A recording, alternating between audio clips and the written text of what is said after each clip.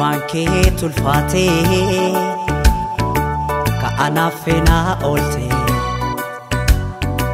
rakkinaaf gadadoo kan nafaan argitee anoo humnaan qabu waa tokko siin godhoo du'ee baaduu sillee aansinii hirraanfadhu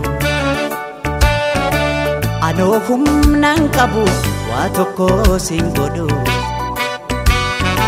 du'ee baaduu sillee aansinii hirraanfadhu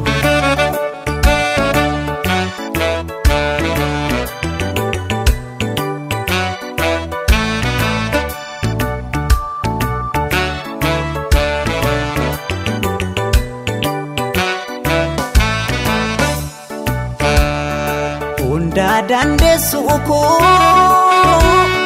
yaa bara fakkaatu narra gaasiif baha kan akka kee hin jirtu rabbaanaaf si uume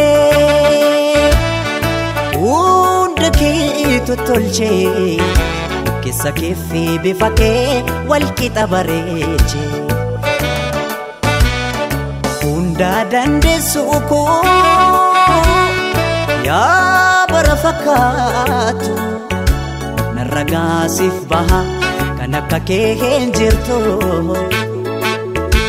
rabbaanaaf si uume hunda kee tottolchee keessa kee fi bifa kee walqixa bareeche jireenyi koo marri jireenyi dacheera si malee naan ta'u waa hundi waa mara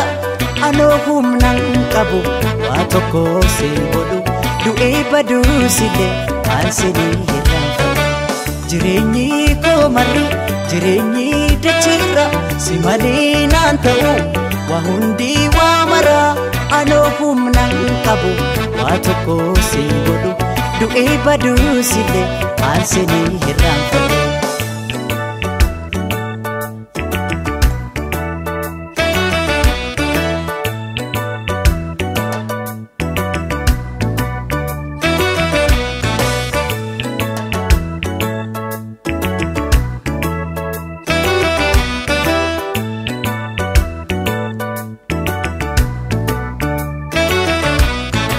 olmaan kee tulfaatee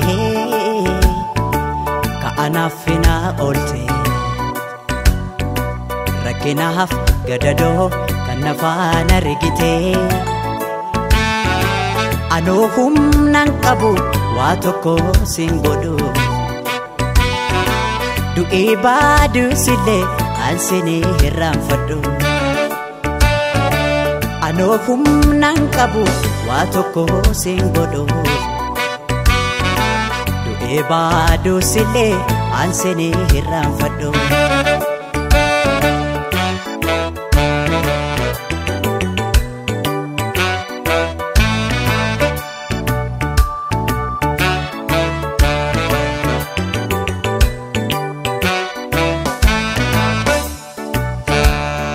kam himeen kam dhiisaa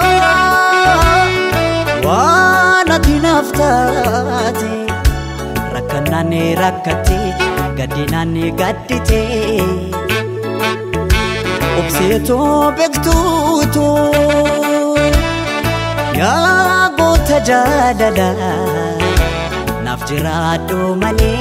maalaan jedha sila kam himeen kam dhiisaa waan ati naaf taate rakkanaan rakkate gaddinaan gaddite obseekoo beektuu koo yaa goota jaalala naaf jiraadhu malee maalaan jedha sila